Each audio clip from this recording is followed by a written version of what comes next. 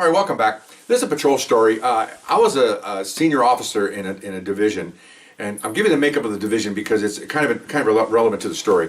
The division is 160,000-70,000 people. This division was 80% black and 20% Hispanic. Okay.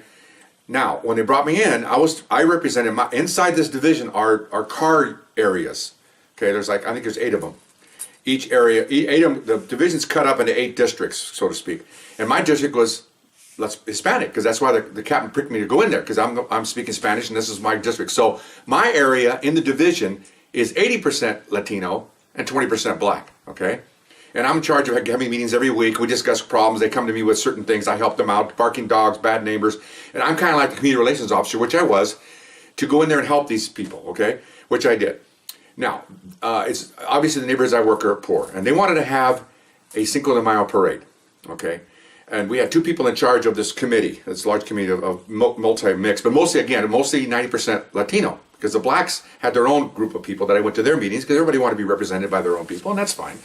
So they wanted to do it, okay? So this is like November, okay? So we had plenty of time, okay? So I've never done a parade before, so I started looking around, started checking, because they were regular working folks, and they don't know anything about how government works. We're going to have a lot of stuff going on here, that's my job. So I started researching, trying to cut this down. We need a permit for the parade, which is $50. We had to find out that we had to come up with a parade route. Okay, I had to make a circle. Okay, and then we had to come up with plans to stop the bus. One street was very major, so bus lanes. You have to stop the buses. It's Saturday. Okay, and then of course we have to audition the people that are going to be in it. Okay, that's probably the hardest one. Okay, so these people are poor. I'm telling them they don't have any money. So they had a really tough time coming up with $50. And I had to go to my captain, and we have a fund, it's a station fund, for things like this. Not major purchases, but because guys buy candy and it's donations, they have a small fund. I'm talking small, maybe $200 or $300 in there. They'll buy flowers for one of the secretaries that's been there for 20 years. It's just kind of that kind of thing, So they gave us the $50 because we didn't have any money. Okay. So we went down to City Hall, got the permit, okay, and we gave the RTD people our plan. I did all this, because I'm not bragging. This is because they're just common folks, and they can't deal with the bureaucracy that we have to, okay? But what they did was, they put out in the Mexican papers that we're going to have a parade. They give the date and everything, and the times, everything, we got everything going, and now we're doing auditions, which is really funny in itself, okay? So we had auditions in the conference room of the police station. Where else are we going to have it? And that way people can come and be safe, not worry about anything, okay? So we put out a call out for an evening. It was like 6 o'clock to 10 o'clock or whatever. A couple 3 nights in a row, because we have to get parade. You have to make a parade. We're building from nothing. Okay. So before that, let me tell you some interesting things comes on. You won't hear anything of this stuff but from me. Okay. The councilman that was in charge of the district was a black gentleman. I would love to give his name because it really made me mad, but I can't give his name. We called his office. We called his aide and said, "This is what we have. Blah blah blah. We'd like to." Councilman, this is his district, to ride in the front of the parade with our captain. Oh, okay. And I'm on the phone with these 2 people. There was a lady and a man, Latino, that I work with. Okay, they were civilians. We're all on the phone with this. Well, do you have a black open car limo? What? We don't even have a, what? I go, and they say no. Well, he only rides in a black limo, open top. He doesn't ride. Well, we're thinking about having a Jeep. Somebody will donate a Jeep to use, and we're going to have a large, low-profile trailer, and we're going to lash down some bales of hay. We're going to sit on the hay. We're going to hang the outside. Oh no, he doesn't do that. He represents this area. He's not going to do it. Okay, Mexican Cinco de Mayo parade. His constituents. He's not going to do it. You know why? I'll tell you why. 80% black, 20% Hispanic. He's playing the numbers. He knows he doesn't care about those people, our people, these people. Doesn't care about them. I'm sorry. That's my opinion. Now I can do it. I'm retired. I can say it. That's exactly what happened. Okay. Then we called one of the high schools, and I love to give him a high school, but I can't. Okay, award-winning South Los Angeles high school for a marching band. Okay, be right behind the flags, blah blah blah. Their assistant, what do they call the wand twirler, whatever his guy's name is, the band leader. The assistant says, "Well, will there be awards?" No. Will there be cash prizes? No. Now see, I'm learning too about this. Okay. Well, we don't do that unless there's competition, because we win we have all these trophy rooms. This is a Cinco de Mayo parade. It's just to celebrate Latinos, heritage and stuff, and we don't it's not a competition. Oh, we can't go. Okay. Can you imagine? And they're black. I'm saying it now. It's true. They didn't want to go. Okay. We didn't have a large high school in the Latino area because it's blended in with the rest of the community. It's all diverse there. So we don't have a Latin band and to come. Okay, fine. So all that stuff's going on. Okay, so here comes audition day, which is kind of funny in itself. Okay, so we had everything. We had signs outside. People were showing up. Okay, and we warned the divisions, and we had to have a couple of officers outside because we don't know who's going to show up. Okay, so the first one showed up. It was a what do you call it? Majorettes. The batons they throw. Okay, they came. And again, these are mostly Latino people coming because it's in the Latin paper, but we put it on all the paper, okay? But mostly Latin because it's Cinco de Mayo. You're not going to have a lot of black people coming because it's not there. Maybe Martin Luther King they go to their parade. That's fine. So, how many do you have? We have. Well, how many can we bring? Well, how many do you have? We have 30. Well, bring all 30. Do you have a formation? Can you come and show us? Okay, can you come tomorrow night and show us? We want to see it. Oh, sure. Okay, so next night they're gone. The representatives came. The parents. Okay, they're gone. 6 looked like gang members come in. Older guys in their mid-30s come in, tattooed out. I'm going, what do these guys want? And they go, well, we belong to the so-and-so car club. And I go, oh, we'd like to bring some cars. Oh, okay. And I looked at them, I go, now, and I said, and they're looking at me because they don't, and I go, car club, right? And they go, yeah. You're not gang members, are you? And they go, no, because they were dressed nice. They dressed nice. The way they were talking, they looked like they were a righteous car club. I said, well, how many cars you got? We got like 50. I said, okay, look, how about the top 12? And could you drive in for? Oh, we'll drive in formation. We do this all the time. We go to parades out here in different cities. Okay, how about 12? They go, can we do 15? I said, okay, 15. No more, please. I don't have any room. I said, if you come more than 15, I'm going to have to kick you out. That's the bottom line. And then 2 people told them, and they kept pointing at me.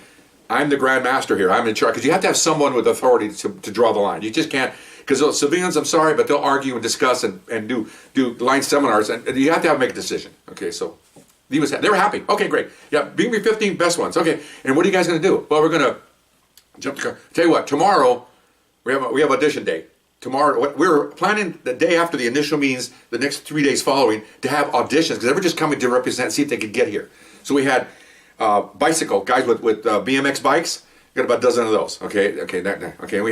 We had regular cheerleaders from a Latin school, a junior high school was in there. They wanted to come, so there was like 20 of those. And then we had no floats. This wasn't floats. This isn't like Pasadena. This is a small town. Okay. We had some mariachis. Okay. Then we had more mariachis, and I said, great, we'll stick them in intervals. And then we had what else we had? We had bicyclists. We had mariachis. We had cars. It was just a mix of a lot of things here. Okay. It was pretty cool. We had about maybe 30 different groups represented, and we asked them all if you can wear, Latin outfits to match the color of the flag, that'd be great. But we said, but what? I'm thinking this is nowadays it's all a big deal, but in those days I said, and by the way, you can fly a Mexican flag, but we'd like you to fly an American flag with it. That's all we ask, because oh yeah, because they understood that we want to have I'm not going to shut them down, but we should have I don't want to see a whole parade of nothing but Mexican flags, since it's not what it's all about. We're in America now, and they all understood that because these were all people that live here. They happened to be Mexicans, but they were American citizens. Okay, and they understood all that. All of them did. It was really pretty cool. Okay, so the next day, here they come. I got like half the car club guys come. Because the other guys, whatever, and they told me the guys can show up because they're working. That's good. They're working. These are not gang members. Okay. So here they come. We're out there in the parking lot watching it. Like oh, that's pretty cool. The cars are going up in the air, coming down, hydraulics. Oh, that's excellent. I said, all right, are all cars going to do that? And they looked at me like, because they weren't afraid we were going to write them tickets, because the officers write tickets for that. I go, well, you won't get tickets written today because you're being my parade. Oh, that's great. Okay, that's excellent. So they're all happy there, drive off. Okay, and here come the majorettes, and here come the bicycles. And, they had a ballerina group too. 25 girls that were doing ballerina. And that had a mixed group of girls in that one. They had like 2/3 were Latino and the other third were black girls, because it doesn't really matter. They're going to the same school. And so they're dancing. That's pretty cool. That's cute. They're doing that. Okay, so this is what I'm getting at. I'm trying to narrow this down. Okay, so the fun story comes towards the end. Okay, so here comes game day. Saturday. I have this huge staging area, and we're going to go out the main street, go down, and come all the way around, and they're gone. And then we wait a while. Take them. I think it was like a 3-mile run. Half a mile going around. And then they're going to come back in the same spot, and then everybody stages, and we have a after party, not party, but just a celebration that everything went well. Okay, so we're lined up. I'm out there with a megaphone. These people got clipboards. I mean, I can't even imagine how Macy's is to run. Okay, this is just a small town parade, man. And it's just, so, and I'm, of course, since I'm in uniform, everybody looks to me as the decision maker, and I try to defer to them, and they did a really good job. But if there's any kind of discussion, they want to go to the who's in charge, and unfortunately, I'm in charge. Okay, and my captain loved it. He thought it was a great thing. He was an Irish guy. Okay, he thought it was great. Okay, so here we go. He's there, welcoming everybody with the microphone. He's hamming it up because that's what they do. Come on, let's go. So off we go. Here they come. We're directing traffic. We got them all lined up. Okay, you're next. Come on, and here they go. Now they go trailing out. Probably a good quarter, maybe eighth of a mile long, pretty long, because everybody's going slow, and they have the color guard in front, and they have the mariachis. Everybody's walking or riding, and it came out. It was beautiful. Okay, it looked really cute, like a hometown parade in a major city. Okay, so off they go. Well, once they're gone, and we're all trying to set things up. Of course, the street's blocked off and everything. So okay, fine. So then everything's going great. I got people that are out in outlying areas, police officers, to make sure everybody's okay. I told them to call in, tell me when the parade is, where is it, how's it going? Everything's great. So it went really well. Okay, here comes the administrative bean counting crap, okay? So they're turning the corner, they're about a quarter mile away, I can see them starting to turn the corner. Remember, they're just walking. They're not riding in cars and all these fancy floats doing 20 miles an hour there. Okay, so I see a little white car pull up. Okay, it's the bus people. Well, it's a little white car, which means it's probably a supervisor, okay? I know what it was. I'm looking over at him, he comes out, got his clipboard and his little radio, and goes, "Who's in charge here?" Uh-oh, here we go. Okay, so my sergeant and other people are over here getting ready for the people to come in, because we had to close another street and everything else. I'm in charge. What do you need? He goes, "Well, okay, you only have 2 hours on this permit, and my buses are going to be lined up here ready to come in. You have to know about this. Your time's up in about 5 minutes." And I'm looking down the street, and I can barely see the first group turning the corner onto the main highway, okay? I go, "Well, I'm sorry, sir, I got a parade here." "Oh, I know, but you got," according to, he has a bean counter form showing that I signed it, we signed it, that's going to be over at 11 or whatever it was. Okay. "You got 2 minutes left." I said, "No, we don't have 2 minutes left." "What?" "It's over when it's over." Well, I said, and by the way, I said, "I'm kind of busy right now because they're coming in, so I need you to get up on the curb here because I was standing in the street." "I don't have to." I said, "Well, you don't get on the curb, I'm going to arrest you." "You're going to arrest me?" I said, "Yeah, you're in my way. I'm busy right now. I could care less about your sheet. I've got 200 people out there on parade route." I said, "I got 40 cops in here. I got 300 people involved in this thing. I don't need you to come in here and tell me this. Who's your supervisor?" I said, "Okay." From a previous story, I got reassigned a really good supervisor. Okay, a Jewish gentleman I told you about, a search warrant I served, and I had a bad sergeant. The captain removed him. I got this Jewish sergeant. Fantastic. It's like me. Hands everywhere, because that's Jewish and Mexicans have that in common. We're all kind of vocal and blood's flowing through our veins and everything. And so he goes over there. So I go, "Sarge, he wants to talk to you." So of course, like any good supervisor, he comes to me first, ask me what happened, get him all fired up. Okay, he was getting fired up. Okay, so then he goes over to this guy. They're over on the curb. So I'm here they come. I can see there's all straw. This is a parade for crying, Bean County administrative piece of crap. Okay, so here they come, and we're ready to go. We're ready for them. I have other officers helping me, directing them in, and then I look over and I see the supervisor going like this. Whenever you see my supervisor doing like this, then he points to the guy's car, and this guy runs to a car, gets inside, and closes the door. So I'm busy, and what happened? And he goes, "I told him to get in that car and shut up or I'm going to arrest him." He got all huffy, he's going to call his headquarters. And I go, "Really?" And then the sergeant tells me, guess what? His headquarters is closed on the weekends, okay? They're not open on the weekends. Those mucky mucks with suits and ties, they're gone for the weekend. They can care less about it. He's supposed to handle it. Well, he can't handle it because we're threatening to put him in jail. We're not going to put him in jail, okay? It's one of those, who can bluff better. So anyway, so the parade comes in, and I'm out in the street, and I'm directing the traffic, and I'm giving everybody a thumbs up, and everybody's, it's the happiest day, I thought, pretty much for the year for these people, for the people that watched it, because it's just a nice, cute little parade, okay? So they're coming in, they're getting, go to the back. And as they go to the back of this lot, they're filling it up to the front. I had everything, even though I had never done this before, I kept thinking, how bad could this get? What do I have to do to make sure it comes out right? And it worked out perfect. The last guy turned the corner, opened the road, and then the buses just go up 2 blocks over and they bypass the thing. What's the big deal? Okay, buses, big. He made it sound like there was 8 buses lined up, waiting for the barricades to come down. That's a crock. Those buses are like the Postal Service, man. They just keep going.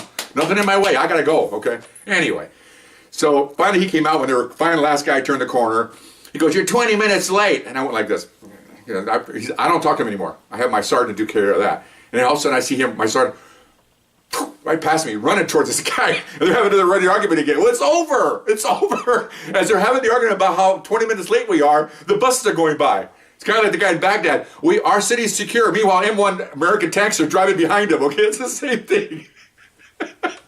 Everything. So anyway, so he took off in a huff, and he was pissed off, and it was great. The captain was waiting for everybody. We got up on a little platform. I thanked everybody. I got a pat on the back. I was not doing it. I wanted to help these people. This is what I did. This is what I was hired for. Great feeling. One of the best feelings I had at working on it. Help these people. Everybody was cheering everybody. All giving us high fives. I had gang members, I had car club members, multiracial. I had everybody here together for a nice 2.5, 3 hour session. Nobody fought. There was nothing. It was pretty nice. It was a nice day. Okay, except for that idiot. Okay, you're 20 minutes late. Anyway, sorry to go too long on this, but you had to kind of see how it went. It worked very well. I'll never do it again, but it was pretty neat. Thank you very much, and I'll see you next time. Bye-bye.